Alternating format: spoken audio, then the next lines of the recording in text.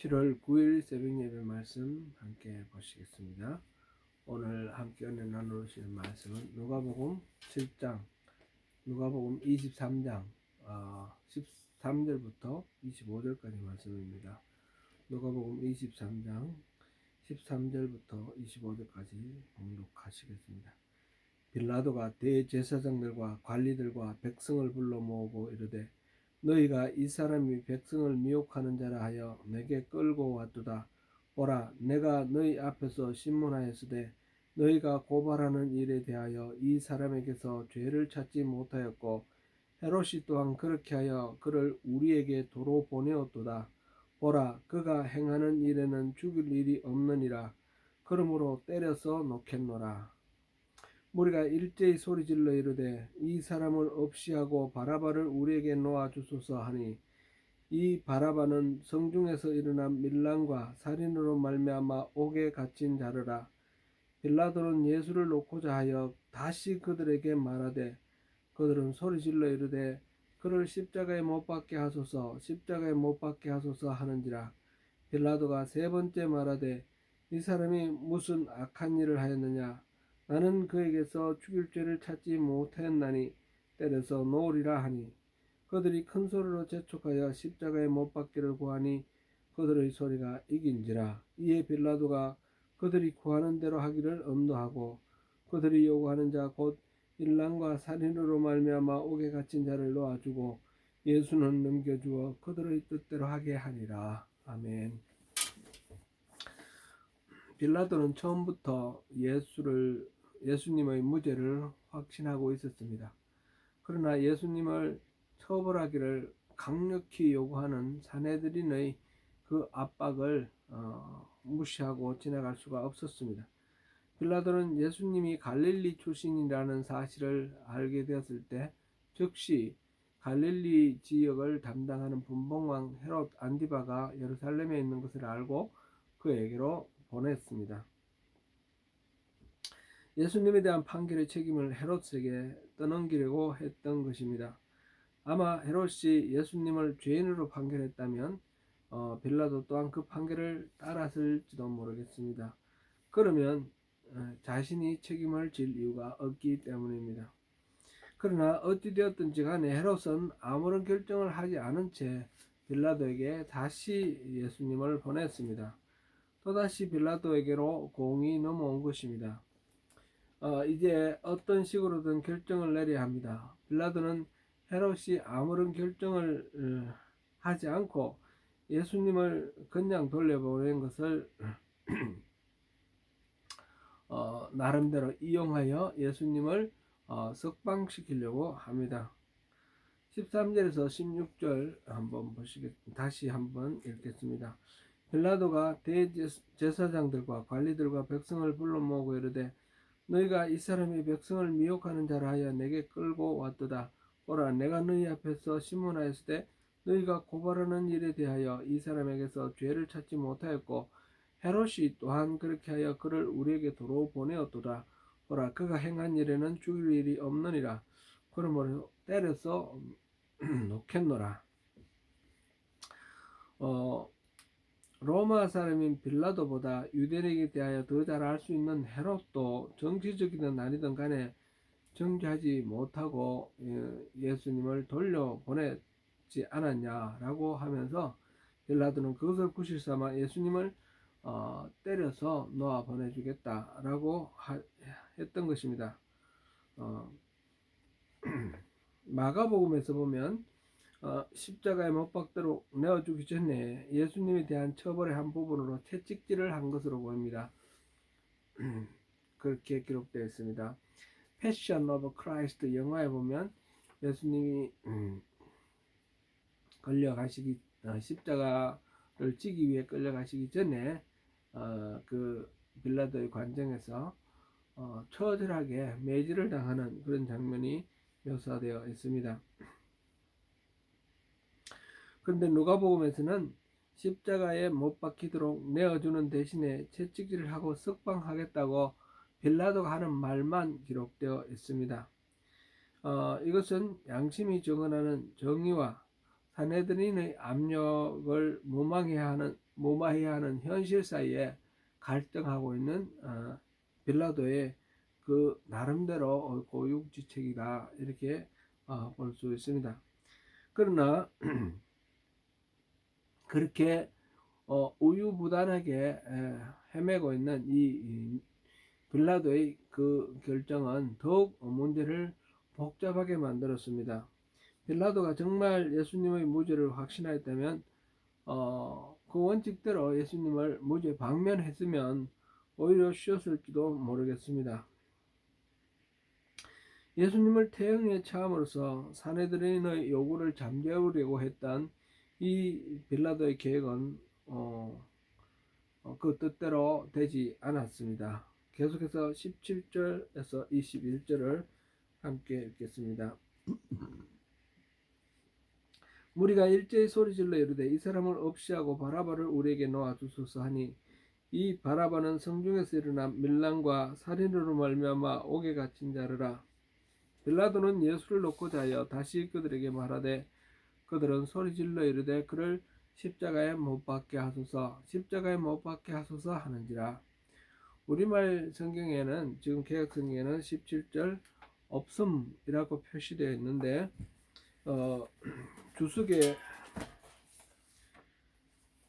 보면 명절을 당하면 반드시 한 사람을 놓아 주더라 라는 말이 있습니다. 킹 제임스 버전에도 그렇게 되어 있는데 그거는 마가복음 15장 6절 내용하고 동일합니다.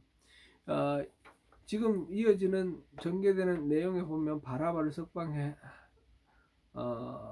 하라는 백성들의 요구가 있는데 그런 요구가 나오는 이유가 이 누가복음에서는 생략되어 있는데 17절을 그런 17절이 왜 원래 그런 것이 없었던지 그거는 조금 의문이고 오히려 어떤 사문에 그런 것처럼 또 킹제임스 버전에 그렇게 되어 있는 것처럼 명절이 되면 백성들이 요구하는 대로 죄수한 사람을 놓아주더라 놓아주는 관례가 있더라 뭐 이렇게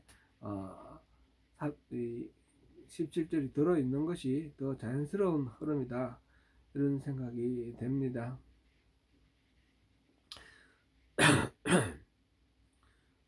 아무튼 사내들인 의원들이 주동하는 무리들은 한 목소리로 예수를 죽이고 바라바를 놓아달라 그렇게 요구하고 있습니다. 바라바는 성중에서 일어난 밀란과 살인으로 옥에 갇힌 자라고 소개되어 있는데 이것은 말하자면 로마에 반항하여 폭동을 일으키고 그 과정에 사람이 죽었던 그런 살인을 감행했던 그런 사람입니다. 좋게 말하자면 바라바는 독립운동가입니다. 그러나 또 이 로마 총독 빌라도 입장에서는 반역자이고 살인자입니다. 그런데 이 빌라도 입장에서는 예수님에게는 어떤 특별한 죄가 없지만 바라바에게는 분명한 죄가 있기 때문에 놓아주는 것이 쉽지 않은 그런 상황이었습니다. 지금 백성들은 그런 바라바를 놓아주고 아무런 죄도 없는 예수님을 오히려 반란죄로 죽이라고 요구하고 있는 것입니다.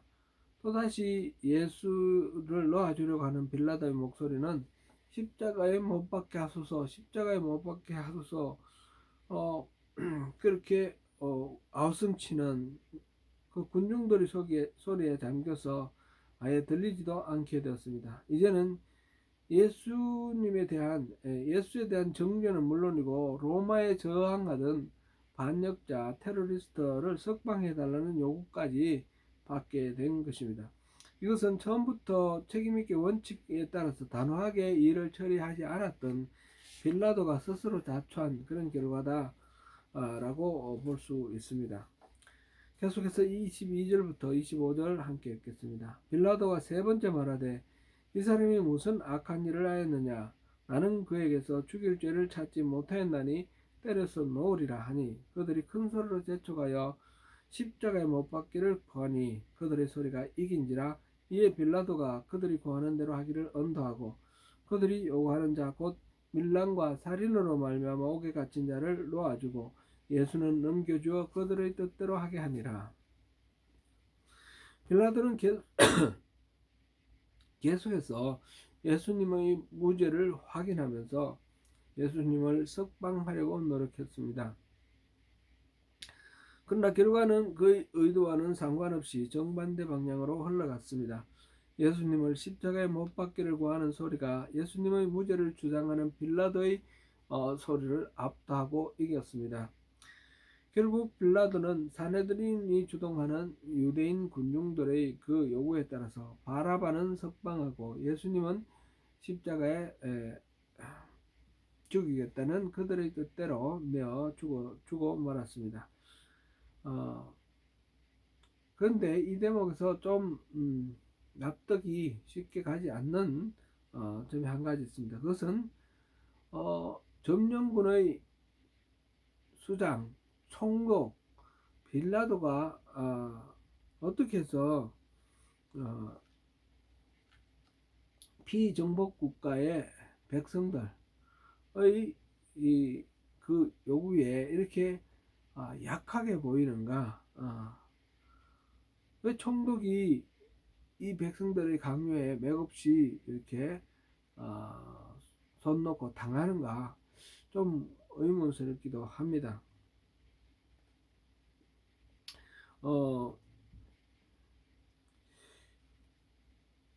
밀란이 일어날까 두려웠다 그랬는데 밀란이 일어나는 것은 그 지역 통치자들에게 어떤 정치력에 치명적인 그런 어떤 타격을 주는 그런 일이 되기도 하죠. 그러나 군사력을 갖고 있는 이 총독이 이 사내들인 의원들을 중심으로 하는 군중들의 그 압박에 너무 쉽게 물러나는 것, 또 다른 이유가 있지 않을까 그런 생각이 들기도 합니다. 누가복음 13장 1절에 보면 그 13장 1절 잠깐 한번 볼까요?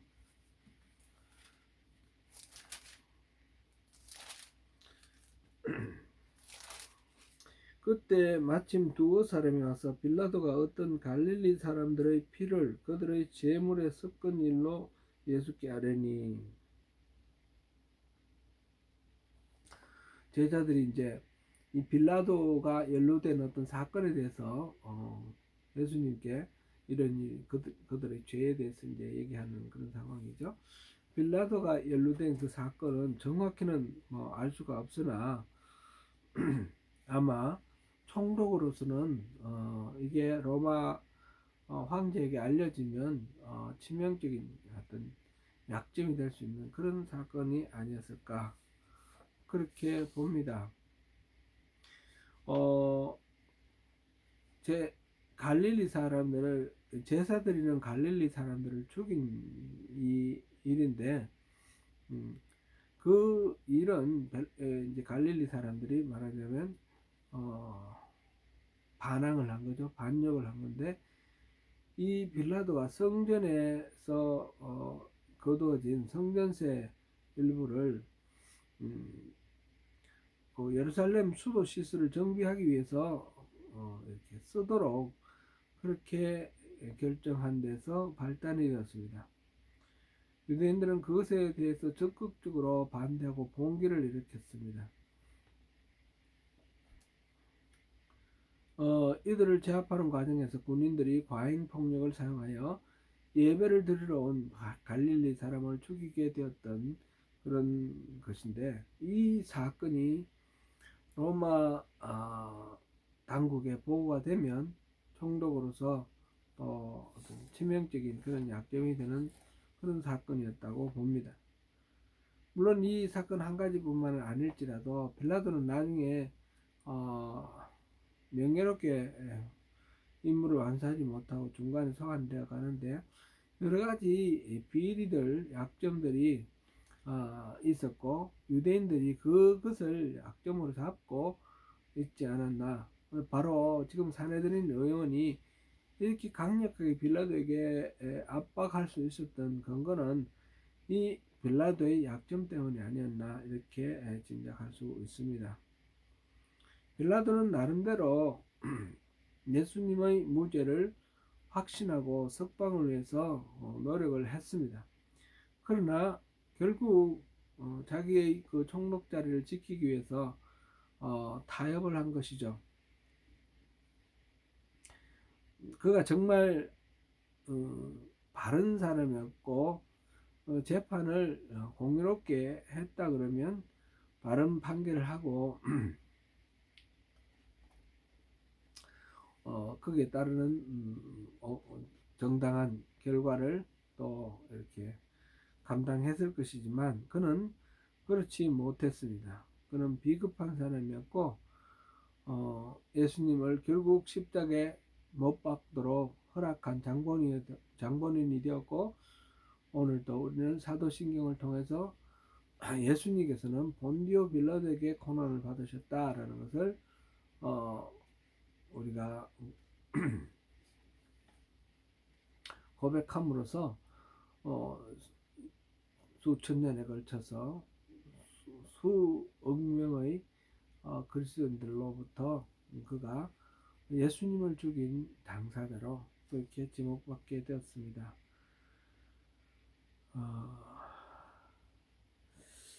이 빌라도의 이 실수 이거는 단 한 분의 뭐 어떤 생각이나 의지로 다 될 수 있는 것이 아니라 그의 삶을 로마가 파견한 이 이스라엘의 총독으로서의 그의 삶을 전체적으로 이렇게 떠받드는 그런 하나의 판결이었다 이렇게 볼 수 있습니다. 더불어서 예수님께서 결국은 정치범으로 이렇게 사형 선고를 받았는데 예수님이 그 유대인의 왕이라는 그런 제목으로 죄목으로 죽임을 당하셨죠. 정치범으로 반역자로. 근데 또 깊이 우리가 생각해 보면 예수님은 새로운 이스라엘의 왕, 하나님 나라를 회복시켜서 새롭게 시작하시는 하나님 나라의 왕으로서 그렇게 또 죽음을 당하셨다. 이렇게 보면 그분이 정치범이라는 것이 어쩌면 오히려 더 타당하지 않겠는가 그런 또 좀 엉뚱하겠지만 그런 생각도 해봅니다. 예수님이 추구하시는 바는 종교적으로 교리적으로 어떤 이론을 세우고 종교적으로 어떤 순수함을 이루는 것이라기보다는 전면적으로 우리 삶 자체가 완전히 다른 어떤 질서와 다른 어떤 법 가치관에 따라서 그렇게 새롭게 이루어지는 그런 새로운 나라, 하나님의 나라, 그것을 이루기 위해서 기존의 질서에 반역을 일으키신 분, 그렇게 볼 수도 있습니다. 우리가 예수를 믿고 하나님 나라의 백성이 되는 것은 단지 우리가 종교적으로 어떤 종교를 믿느냐, 어떤 교리를 우리가 수긍하느냐 그런 차원의 그 이상이라는 것을 한번 생각해 보면 좋을 것 같습니다. 예수님의 그 죄목이 바로 정치범이었고 유대인의 왕이었다. 이때 이제 유대인이라는 한 민족의 국한에서 그렇게 생각할 것이 아니라 하나님 나라, 기존에 이제 이 죄의 지배를 받고 있는 이 세상 나라에서 하나님 나라로 개혁하고 변화될 것을 요청하시는 주님의 그 웅지라 그럴까요? 웅지, 그 크신 뜻을 우리가 잊어버리면 안 되겠다, 그런 마음입니다. 오늘 하루도 주님 나라의 백성답게 승리하시는 저와 여러분이 되시기를 축원합니다.